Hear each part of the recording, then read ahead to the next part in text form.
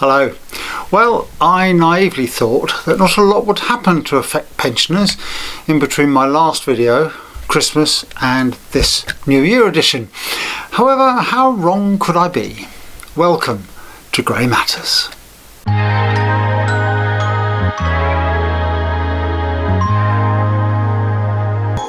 Hello and welcome to Grey Matters, the channel that promotes the fact that the older generation still matters and which looks at issues that matter to the older generation.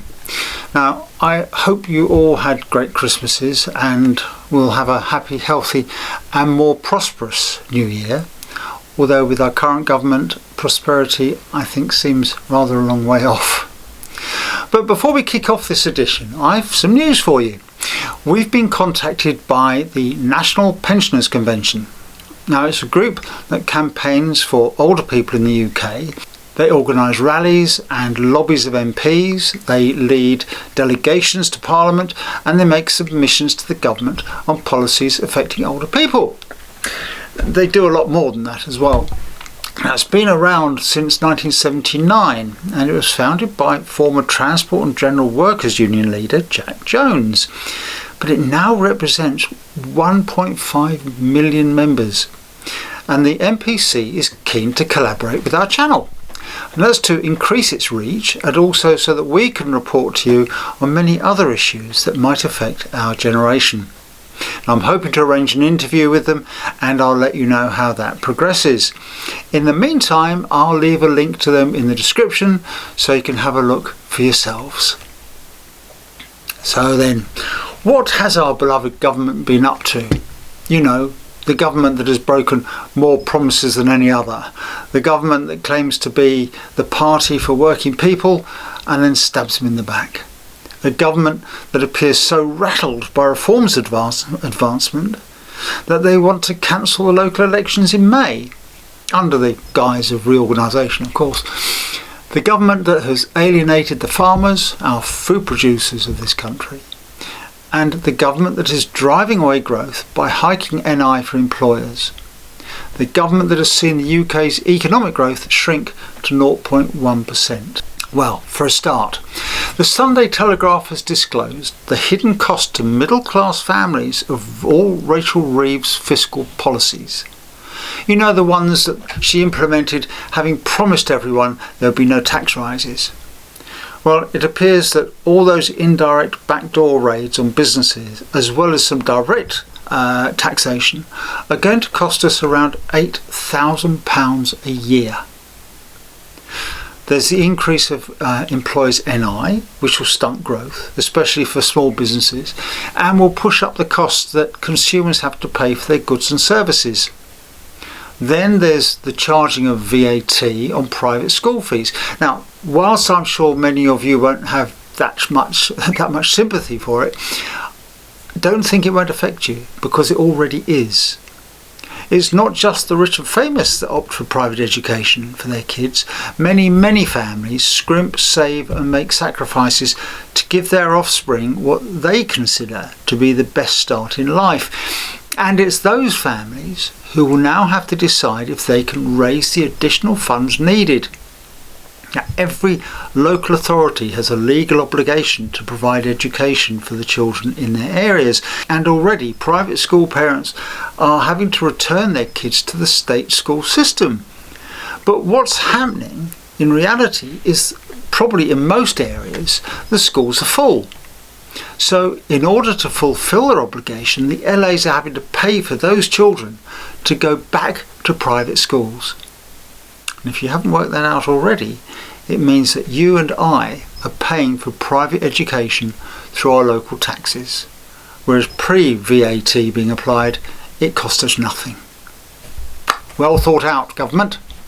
Next, there's your long-awaited holiday, because families now face record high taxes on the flights they take under the government's new holiday levy, with airfare charges for a family of 4 to destinations like Florida going past £400, and all flights will be impacted.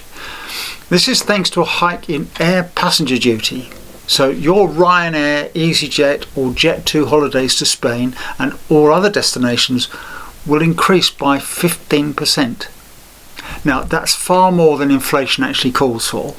And Talk Radio reports that a study has shown that the duty on short-haul flights to Europe will have jumped by 200% by next year, compared to a 111% rise in inflation since its introduction in 1994. Now, with those and other hikes, the average middle-class family can expect to pay this extra £8,000 a year this year.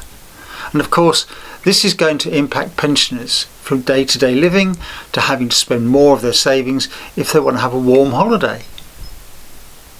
So what's next?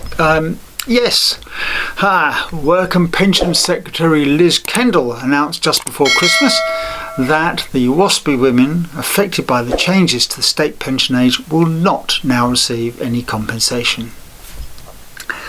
If you didn't know, Women Against State Pension Equality have been campaigning since 2015 because when the state pension between men and women was equalised in 95 and women's pension age was raised to 65 years old, many stated that they were either not informed or not given enough notice to make adequate provisions for their futures. An investigation by the Parliamentary and Health Service Ombudsman, he agreed that there had been maladministration by the Department of Work and Pensions, and thousands of women may have been affected by it. Now, the current government, however, has decided they can't afford to pay the recommended compensation of up to £3,000 each. So they have chosen to reject the Ombudsman's findings.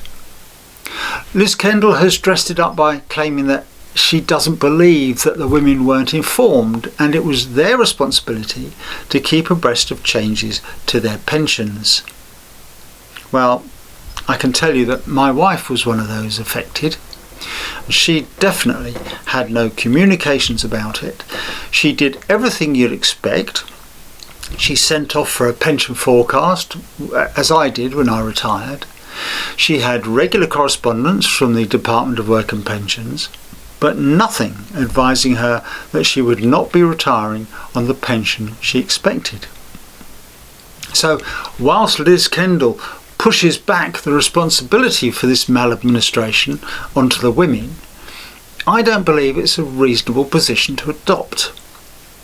I think the government should have applied the legal criteria that features in a lot of both criminal and civil court cases of what would a reasonable person do under the circumstances.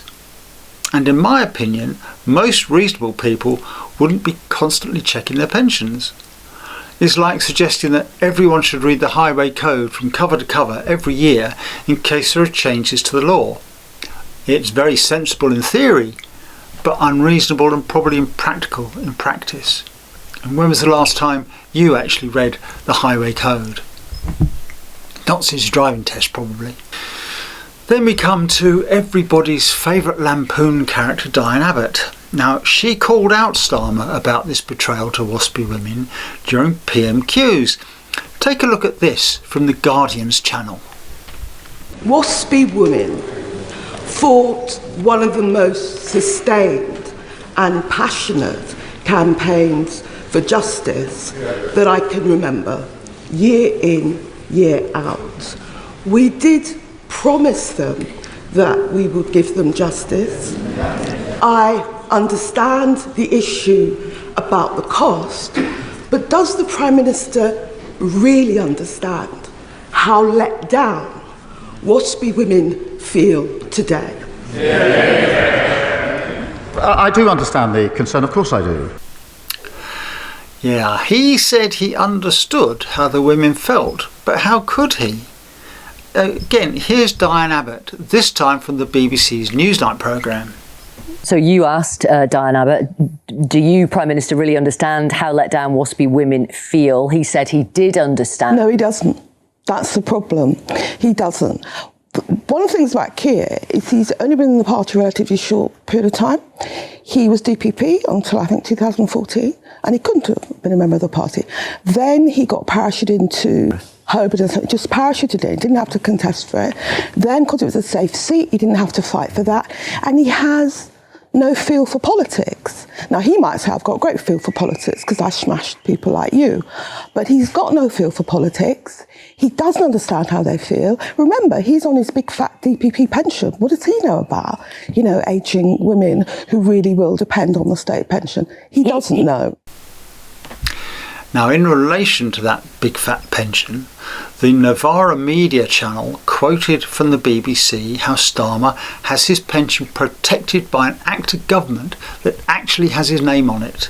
Take a look at this from Dalia Gabriel from Novara Media. This is from the BBC. After standing down as Director of Public Prosecutions, he was granted a tax-unregistered pension scheme by an Act of Parliament. The pensions increase, Pension Scheme for Keir Starmer QC Regulations 2013, introduced through secondary legislation, means their lifetime allowance does not apply to his contributions from his time as DPP between 2008 and 2013. The legislation means Sir Keir is exempt from paying tax on pension savings over £1 million. So Keir Starmer has an Act of Parliament with his name in it, specifically designed to maximise his pension by granting a tax exemption. So I would say that Abbott is spot on. That does make it impossible for him to understand how the WASPI women feel. Yeah, I'll leave that for you to comment on, and I'm sure you will. This next piece of nonsense doesn't directly affect the older generation, but it could do in the future. Kemi Badenoch has called on the regulators to limit Nigel Farage's airtime because she's fed up with his constant criticism of the Tories and presumably by association of her leadership.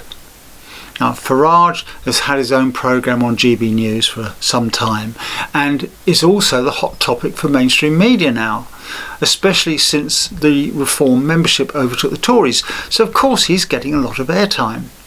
But it's funny, isn't it? She didn't complain about senior Tory Jacob Rees-Mogg having a regular slot on the same channel, or Labour's David Lammy on LBC. To me, this is a blatant attack on free speech and indeed on democracy. Instead of whining about it, Badenoch should instead have upped her game so that the attention is not on the Tories' failings but on their improvements. But instead, she wants to shut down her opposition, and in doing so could be driving another nail into our freedoms. And this is how it might affect the older generation. We're famed for speaking our minds. Older people are already being arrested for their thoughts, for praying, and for their social media posts. And when the leader of the opposition calls for critical views to be shut down, it just goes to show how far the two main parties want to suppress free speech and how far they're prepared to go to do it. That can't be allowed to continue. That's it for this first edition of the new year. Do let us know what you think about the issues discussed in this edition. We do read every comment, and if you like our content, there's that sneaky little thumbs up button that you can hit, and if you join our growing band of subscribers and hit that bell icon, you'll be advised when our videos drop. I'll be going to Windsor later this month. Haven't been there for many years, and I'll probably have my camera on hand, so you can expect a travel edition of Grey Matters in the not too far distant future. In the meantime, thanks for joining us, and we'll see you next time on Grey Matters. Happy New Year, and bye for now.